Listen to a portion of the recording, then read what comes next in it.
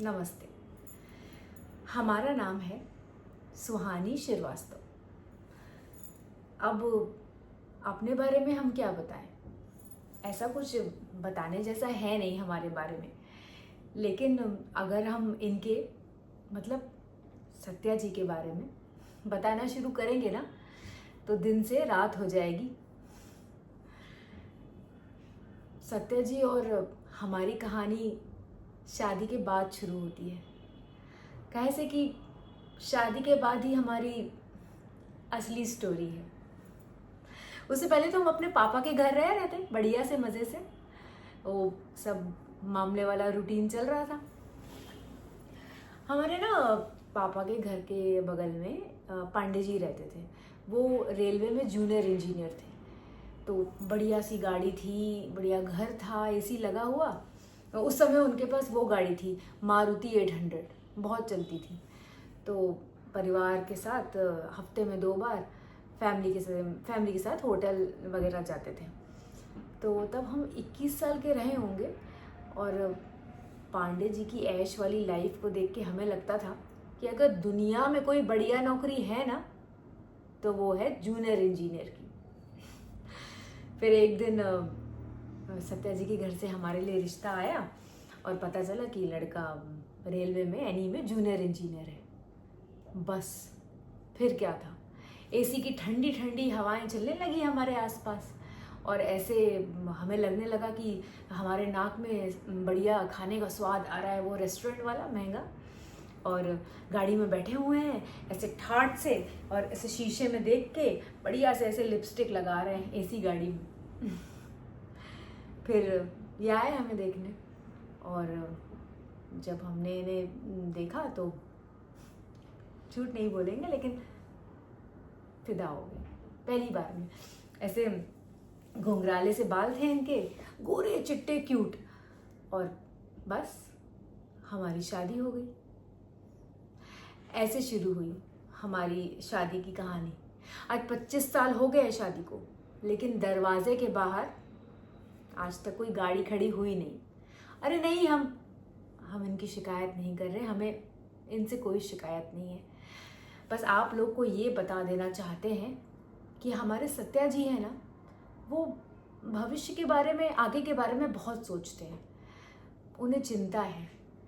तो इसमें क्या है, अच्छी बात है। बस ऐसे शुरू हुई हमारी शादी की कहानी, हमारे प्यार की कहानी। और आज 25 साल बीत गए। यकीन ही नहीं होता कि इतने साल चले गए हमारी शादी को, 25 साल। फिर क्या था, हम और सत्या जी प्यार से अपनी कहानी की शुरुआत किए और तब हमें पता चला कि अब हमें सत्या जी का घर उनके हिसाब से चलाना पड़ेगा। वो शादी से पहले हम एक डायरी लिखते थे, हमें शेर व शायरी का बहुत शौक था। तो अब शादी के बाद क्या होता है, सत्या जी ने हमें सिखाया कि उसी डायरी में घर का हिसाब किताब कैसे लिखते हैं। जैसे कि बनिए से कितना राशन आना है, तीज त्योहार में किसको क्या देना है, या धोबी पे कितने कपड़े जाने हैं, शादी में क्या व्यवहार वगैरह देते हैं ना वो लिफाफे में, वो सब क्या देना है। तो यही सब लिखते हैं। हमारी डायरी में सब लिखा है, इसमें सब लिखा है। अरे हम होटल जाते हैं ना हम लोग सब परिवार के साथ, तो वो भी हमारी डायरी में बिल के साथ होता है। यहाँ तक कि बेरे की टिप भी, वो भी हमारी डायरी में लिखी है। इसमें सत्या जी की कोई शिकायत नहीं है, ना ही उनकी बुराई है। अरे अपनी अपनी सोच है। और वैसे भी वो बच्चों के लिए, इस परिवार के लिए ही तो पैसे बचा रहे हैं, हम सबके लिए। और शादी के बाद ना हमें 2 बातें पता चली कि 2 तरह के इंजीनियर होते हैं, जूनियर इंजीनियर। एक होते हैं हमारे पांडे जी जैसे ऐसे ठाट, और एक होते हैं हमारे सत्या जी जैसे ईमानदार।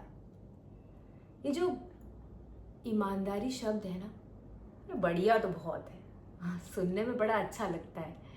लेकिन कहते हैं ना कि सबको महंगी ईमानदारी वाली चीज़ें जैसे सूट नहीं करती है, महंगी चीज़ें। जैसे अगर हमें कोई बोल दे कि ब्लैक कॉफ़ी पिलाएं तुम्हें, तो हमें तो जैसे थूकने को हो जाता है। और वो महंगा चाइनीज ऑथेंटिक खाना, वो तो हमारे गले के नीचे से ना उतरे।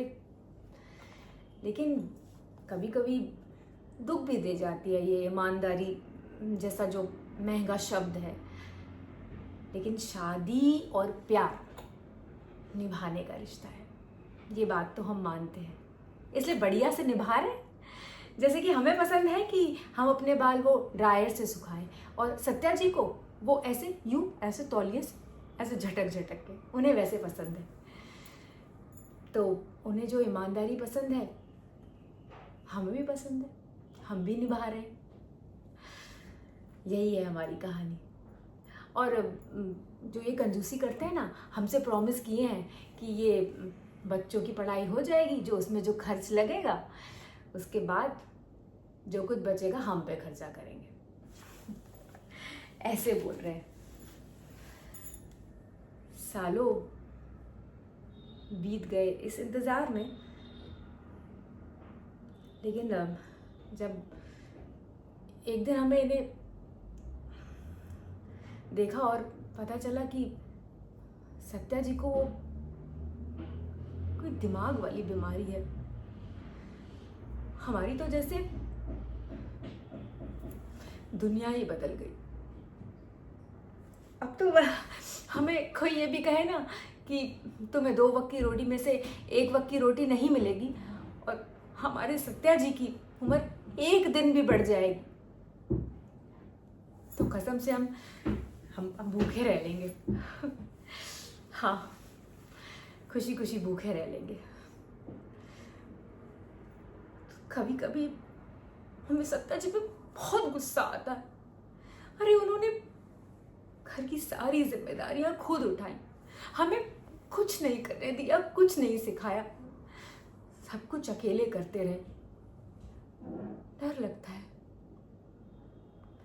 डर लगता है कि भगवान न करे इन्हें कुछ हो गया तो हम कैसे बच्चों का ब्याह करेंगे, उनकी पढ़ाई, इनके बिना जीवन कैसे कटेगा, घर कैसे चलेगा।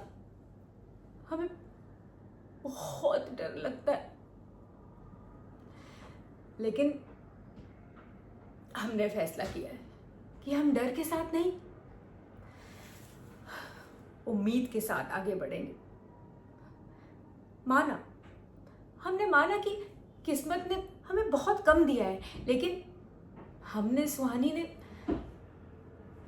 कभी भी उम्मीद, आशा, इसका दामन नहीं छोड़ा, इसे टूटने नहीं दिया।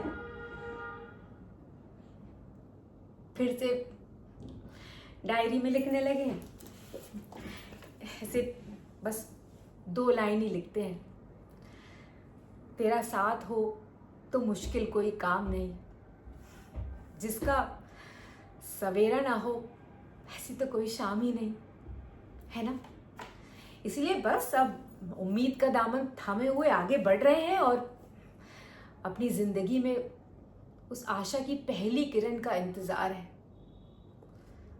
हमारी हर सुबह सालों से जिसकी शुरुआत होती थी सत्या जी के आंगन में गौरैयाओं को दाना डालते हुए, आज आंगन में गौरैया गायब हो गई, बचे तो सत्या जी। तो हमने भी ठान लिया, हम अपने सत्या जी के इलाज में कोई कमी नहीं छोड़ेंगे, डट के लड़ेंगे, उन्हें इन सब परेशानियों से बाहर निकालेंगे, और उनके इलाज के लिए हमसे जो भी बन पड़े, जो भी काम हम करेंगे, चाहे वो बेईमानी का हो, ईमानदारी का हो, बस हम करेंगे, और हमसे जो बन पड़ेगा हम अपने सत्या जी के लिए करेंगे। अरे ऐसे थोड़ी ना हार मान लेंगे। हम कहते हैं अपनी फ्रेंड्स को कि 25 साल होने वाले हैं हमारी शादी को, और वो इंस्टाग्राम पे हम अपनी 25वीं सालगिरह की ऐसे तस्वीर डालेंगे, फोटो बढ़िया सी, और नीचे लिखेंगे वो हैशटैग के साथ, we are happy family, happy family. बस उम्मीद नहीं छोड़ेंगे।